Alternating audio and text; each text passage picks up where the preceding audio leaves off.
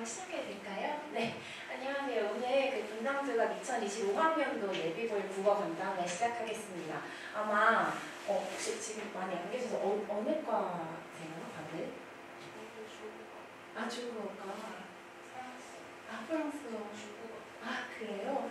요새 일단은 이번에 외국어를 선택하신 거 저는 진짜 너무 잘한 거라고 생각이 들어요. 아마 다들 현명하셔서 그렇게 선택을 하셨겠지만 제가 관천외고를 나와서 그런 게 아니라 정말 일단 먼저 합격 축하드리고요. 앞으로 생활 잘 했으면 좋겠고 우리 아이들 아마 국어 어떻게 하면 잘할 수 있을지 그리고 가서 시험 잘 보고 학교 생활 잘하려면은 겨울방학 때 국어 어떻게 준비해야 될지 아마 궁금하셔서 오셨을 텐데 오늘 그런 궁금증을 좀 해소하는 시간을 되었으면 좋겠습니다. 자, 먼저 저에 대해서 간략하게 먼저 설명을 드릴게요. 저는 지금 분당주각학원에서 외고 내신 그리고 수능 고등학교 1학년, 2학년 담당하고 있고요. 저 과천외고 영어과를 졸업을 했어요. 그리고 고려대학교 국어교육을 전공을 하고 지금 여기서 아이들 가르치고 있습니다.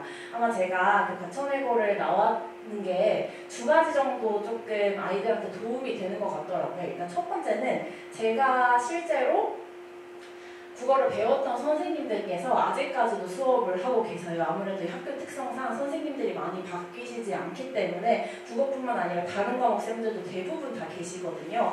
그래서 제가 그 선생님들이 뭐 수업을 어떻게 진행하셨었는지 혹은 뭐 시험 문제를 어떤 거를 중점적으로 내셨는지 이런 것들을 제가 직접 경험해봤고 또 잘 알고 있기 때문에 이런 것들이 되게 도움이 되는 것 같더라고요. 두 번째는 아무래도 제가 이제 관천외고 출신이다 보니까 조금 다른 애들보다는 조금은 그냥 팔이 안으로 굽는 경향이 없지 않아 있어가지고 조금 더 우리 아이들한테 애정과 관심을 많이 가지고 있고 그리고 사실은 제가 외고를 갔을 때가 진짜 외고가 정말 인기가 많았던 때였어요. 그래서 되게 치열하고 공부 잘하는 애들도 너무 많고 이랬었거든요. 물론 지금 아이들도 다 훌륭한 아이들이지만 이렇게 약간 다 열심히 하고 다 잘하고 이런 환경에서 어떻게 성적을 올려야 되냐 이런 환경에 슬럼프가 왔을 때 어떻게 이겨내야 되는지 공부 학습 방법이라든지 아니면 학습 태도 어떻게 공부 시간 늘려야 되는지 아니면 공부할 때 어떤 태도를 가지고 어떤 마음가짐을 가지고 해야 되는지 이런 것들을 제가 사실은 이 치열한 입시 환경을 뚫고 실제로 입시에 성공했던 사람이기 때문에 이런 사람이 이제 눈앞에 있어서 매일 보는 거랑 또 그냥 멀리 있는 거랑 다르거든요. 그래서 그런 부분들이 아이들한테 조금 동기부여도 많이 되는 것 같더라고요. 그래서 이런 두 가지 정도 좋은 점을 말씀드릴 수 있을 것 같아요. 일단은 간략하게 모두 너무 잘 아시겠지만 간략하게 국어 과목 위주로 조금 우리 올해부터 교육과정 어떻게 바뀌는지에 대해 설명을 드릴게요. 일단은 첫 번째 같은 경우에는 우리가 통합형으로 과목이 바뀌잖아요. 원래 아마 다들 첫째가 있으시다면 아마 뭐 아실 수도 있겠지만 일단은 원래는 기존에는 문학, 독서를 기본으로 깔고 화법과 작문 그리고 언어와 매체 두 가지 중에서 선택을 했었잖아요. 이제 화법은 말하기고 작문은 글쓰기 그리고 우리 언어와 매체 중에 언어가 문법이라는 건 아마 다들 아실 거예요. 근데 그 선택 과목이 있던 시절에는 내가 화법과 작문을 너무 잘하니까 그거 해야지? 그런 애들은 사실은 별로 없어요. 1, 2년 동안 문법을 공부하다 보니까 진짜 나는 문법의 노답인 것 같아. 나 문법 진짜 못하는 것 같아. 그래서 약간 울며 겨자 먹기로 화자를 선택하는 거지 화자를 너무 잘해서 선택하는 아이들은 사실은 없거든요. 근데 올해부터는 화법, 이번에 조금 그 과목명이 바뀌었죠. 아예 문학이 따로 그리고 독서와 작문, 화법과 언어 문법이 무조건 들어가죠. 그래서 일단 문법을 피할 길이 없습니다. 아이들이. 그래서 기본적으로 문법을 잘 잡고 가는 게 중요하겠고요. 원래는 문학, 독서, 선택 과목 이렇게 들어갔다면 이번에는 보시면 아시겠지만 독서가 작문이랑 합쳐졌어요. 그리고 화법이랑 문법이랑 합쳐졌어요. 그러니까 문학의 비중이 상대적으로 높아질 수밖에 없어요. 독서의 중요성이 약간은 약화가 될 거고요. 실제로 작년 수능에서도 독서보다 문학이 훨씬 더 어려운 문제, 그 정답 오답률이 높았던 문제가 대부분 문학이었거든요. 그래서 앞으로 독서보다는 문학과 문법의 중요성이 조금 높아질 수밖에 없다라는 것을 미리 체크하시고 가시면 좋을 것 같아요. 그리고 두 번째는 이 5등급제로 내신이 이제 바뀌잖아요. 이게 우리 학교 같은 경우에는 220명 초반 정도이기 때문에 작년까지 1등급이 8명, 9명 그러니까 9등, 10등 안에는 들어야지 1등급이 나왔단 말이죠. 근데 이제 올해부터는 이 2등급 비율이 조금 1등급 비율이 올라가잖아요. 10%까지. 그러니까 기존에 2등급 정도까지가 1등급을 맞을 수 있는 상황이 된 거예요. 그래서 사실은 잘 모르시는 분들은 내신의 변별력이 줄어들 것이다 라고 생각을 하실 수도 있는데, 이거는 이제 2등급은 기존에 한 3등급 정도 해당되는 거고, 근데 이 새로운 5등급제에서 3등급을 맞아버리면 이거는 3등급이 사실 범위가 되게 커요. 여기는 3등급도 있을 것이고 여기도 있을 것이란 말이죠. 근데 3등급을 맞아버리는 순간 대학에서 아, 얘는 원래 4, 5, 6 중에 맞는 애구나 이렇게 생각을 할 수가 있기 때문에 우리 아이들은 더욱 노력해야 돼요. 무조건 최소 2등급 안까지는 들어와야 된다 라고 생각을 해주셔야 된다. 근데 사실은 우리 아이들의 뭐 특성이 어떤지 모르겠지만 가천외고에 나 진짜 수학을 잘하니까 외고에서 수학을 잘해서 무조건 등급을 챙겨야지 라고 들어오는 약간 그 수학 괴물들이 조금 있긴 있어요. 그래서 수학으로 우리 1등급 받기가 어렵단 말이죠. 국어에서 1등급을 받는 거를 일단 목표로 들어가시는 게 저는 맞다고 생각을 합니다. 그리고 또 하나 말씀드릴 것이 원점수가 같이 공개가 되잖아요. 그러니까 사실은 이거 1등급, 같은 1등급이라도 100점의 1등급인지 아니면 90점의 1등급인지 가려낼 수 있다는 거거든요. 그래서 우리는 1등급 중에서도 무조건 100점을 목표로 하는 수업을 지향하고 있다고 생각을 해주시면 되겠습니다. 그래서 올해 이제 거쳐내고 국어가 어떻게 바뀌냐면, 우리 원래 1학년 때는 기존에는 국어를 하고 국어 그 교과서 한 권 통째로 하고, 2학년 때 원래는 문학, 1학기 문학, 2학기가 독서였어요. 근데 우리 아이들부터는 조금 편제표가 바뀌어가지고 국어는 이제 마찬가지예요. 공통국어. 우리가 아까 말씀드렸던 뭐 문학, 문법, 독서, 화작이 다 들어가는 거라면 2학년 때 1학기에는 문학, 그리고 2학기 때 조금 특이하게 화법과 문법을 해요. 그 말은 원래 이 자리가 독서였는데 독서를 이제 빼고 우리 학교에서도 문법을 조금 더 하겠다라는 걸로 생각을 해주시면 되겠습니다. 3학년은 제가 안 넣은 게, 3학년 같은 경우는 올해 3학년부터 3학년 평가가 절대평가로 바뀌었어요. 그러니까 사실은 이 기조를 아마 계속 유지를 하실 것 같아요. 그래서 결국에 우리의 내신에 도움이 되는, 이 내신을 따기 위해서 노력해야 되는 거는 딱 이 1학년 4번, 2학년 4번에 8번의 시험이라고 생각을 해주시면 되겠습니다. 이게 그 3학년 때 그 정시 준비를 조금 더 하라라는 취지로 3학년을 절대평가로 바꾸셨다고 그렇게 말씀을 하시더라고요. 그래서 우리 과천외고 국어 내신 어떻게 나오는지 일단 딱 3개의 키워드로 먼저 정리를 할 수 있을 것 같은데, 첫 번째, 어휘력이 중요한데 특히 한자가 중요합니다. 그리고 두 번째는 외부 작품 활용도가 정말 높은 편이에요. 30% 이상의 문제가 외부 작품을 연관해서 출제가 됩니다. 그리고 마지막은 굉장히 지역적인 포인트에서 킬러 문제들을 만들어내시는 경향이 있으세요. 그래서 이 3가지 키워드들을 중심으로 우리 실제 문제들 보면서 조금 체크를 해보실 수 있도록 할게요. 일단 이 세부적인 평가 비율은 아직 올해 거는 안 나와가지고 제가 작년 거를 일단 가져오긴 했는데, 작년에는 이제 지필 30, 수행 70이었지만 이게 수행의 비율이 높기는 하지만 굉장히 쉬웠어요. 그냥 웬만큼 준비하면은 거의 다 만점이 나올 정도로. 그리고 뭐 문법 테스트도 조금 쉬운 거. 이 문법 테스트 2학기 때는 작년에는 한자성어 테스트를 보긴 했거든요. 그것도 일단 미리 한자성어 한 50개 정도 주고 외워와라. 그것도 틀리니까 만점을 안 맞은 아이들이 거의 없었어요. 그래서 이런 것들은 조금 변별력이 낮고 결국에는 지필에서 갈린다라고 생각을 해주시면 되겠어요. 그리고 우리 학교는 주관식이었어요. 객관식 30문제, 문제수도 다른 학교에 비해서 조금 많은 편이거든요. 객관식 30문제 100% 출제를 하고 있습니다. 또 하나 특이한 점이 시험 범위가 되게 적은 편이거든요. 예를 들면 우리 1학년 1학기 중간고사 작년까지 문학 작품이 딱 4개만 출제가 됐어요. 보통 다른 일반고나 다른 학교 같은 경우는 문학 작품 한 7개 에다가 문법까지 넣어서 이렇게 출제하는 경우가 많은데, 우리 학교는 시험 범위가 되게 적은 편이에요. 근데 그만큼 지역적으로 출제하겠다, 그만큼 다른 거랑 엮어서 출제하겠다라는 그런 의도라고 생각을 해주시면 되겠습니다. 외부 작품 활용한 문제들은 조금 이따가 같이 확인을 해볼 거고요. 이 문법 같은 경우 문법이 아이들이 준비가 안 되는 아이들이 생각보다 많아요. 그렇게 이 문법이라는 건 사실 우리 암기도 해야 되죠. 체계를 이해도 해야 되죠. 근데 학기 들어가 보시면은 진짜 너무 바빠요. 그래서 문법을 되게 체계적으로 챙길 기회가 많이 없기 때문에 오히려 문법이 완성되지 않은 상태로 그냥 시험을 보러 들어가서 등급을 깔아주는 그런 친구들이 좀 많더라고요. 그래서 문법에서도 등급이 갈리는 경우가 많다라고 생각을 해주시면 되겠습니다.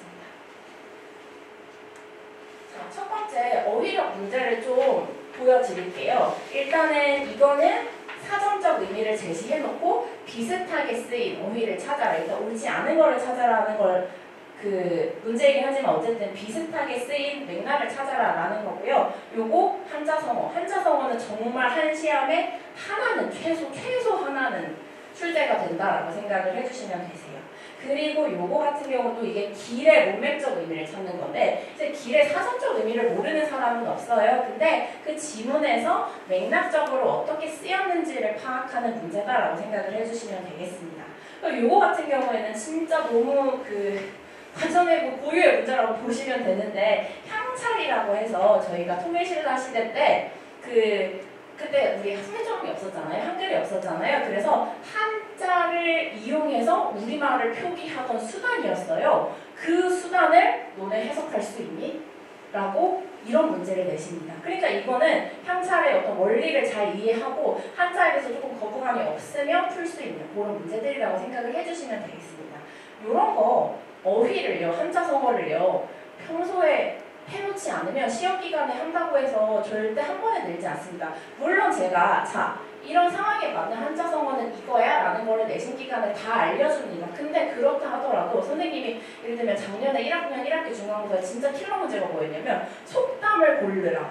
이 상황에 맞는 속담을 고르는 건데 속담을 정말 어디서도 보지 못한 그런 속담들을 가져오셨더라고요. 이런 거는 약간 단어 뜻을 일단 알아야 되고 이 단어가 맥락 속에서 어떤 의미를 가지는지 알아야지만 풀 수 있던 문제들이어서 그런 것들을 우리 방학 때 미리 좀 연습을 한다라고 생각을 해주시면 되겠습니다.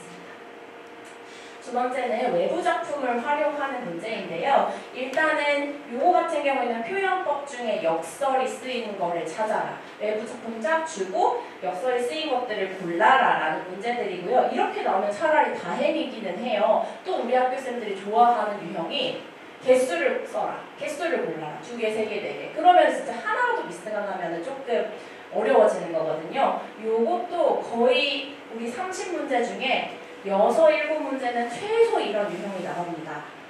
이 글에 나타난 심청전이거든요.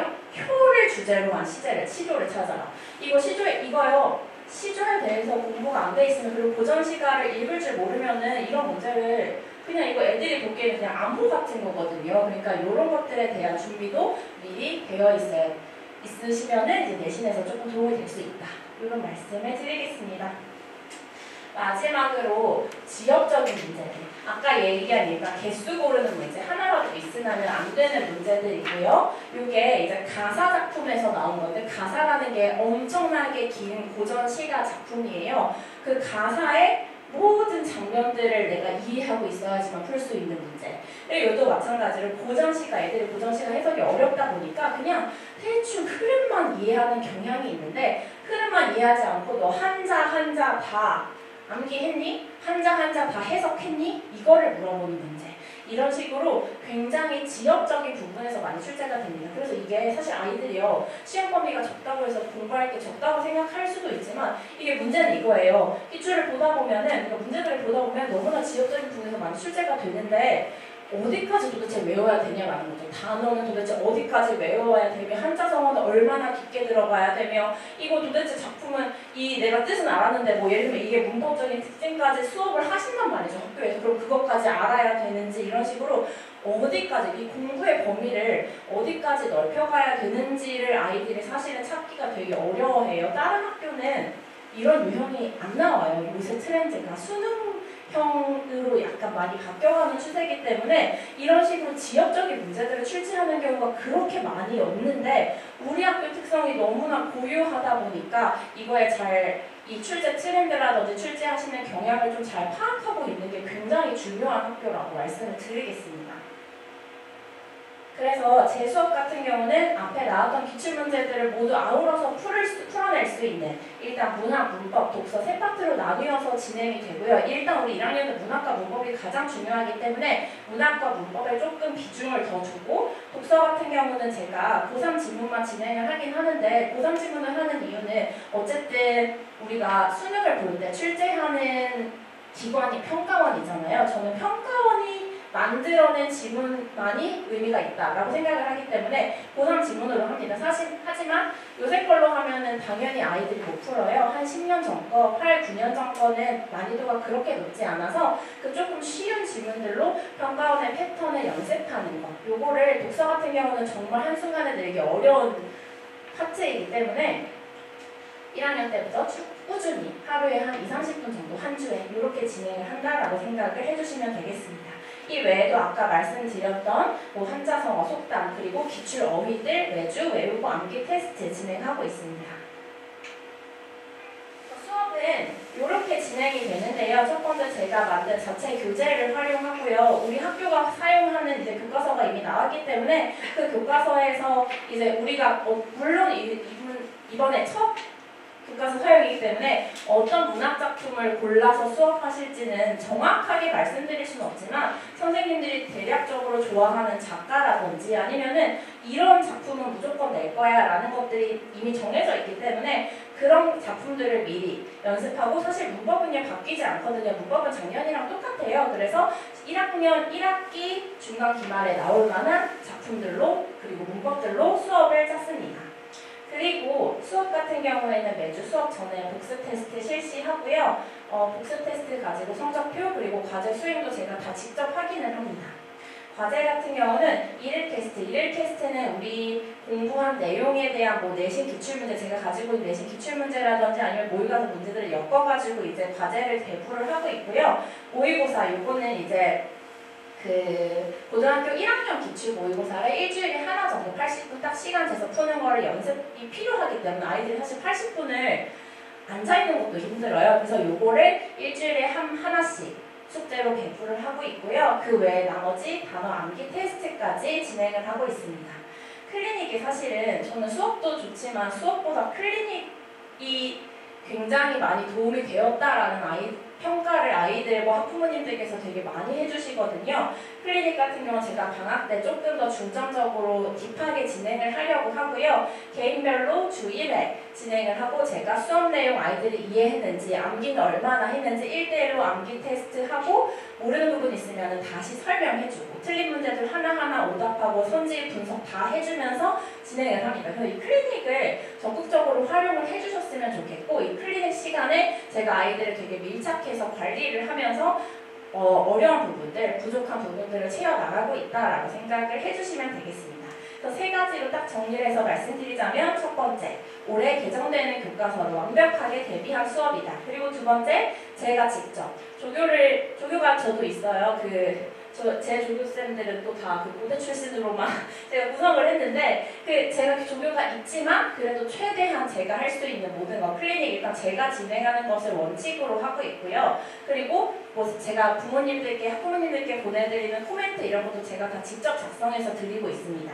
그리고 마지막으로 이 문제풀이 같은 경우에는 제가 매 시험이 끝날 때마다 과천 외고뿐만이 아니라 과천 지역 그리고 분당 지역 아니면 대치동, 목동, 일산까지 제가 수집할 수 있는 모든 시험 문제들을 다 수집을 해서 양질의 자료를 만들어 놓고 있어요. 그래서 우리 아이들은 최신 기출 문제만 우리 아이들의 출제 경향에 맞는 기출 문제들을 풀 수 있도록 숙제 배부하고 내신 기간에도 이렇게 진행하고 있다라고 생각을 해주시면 되겠습니다.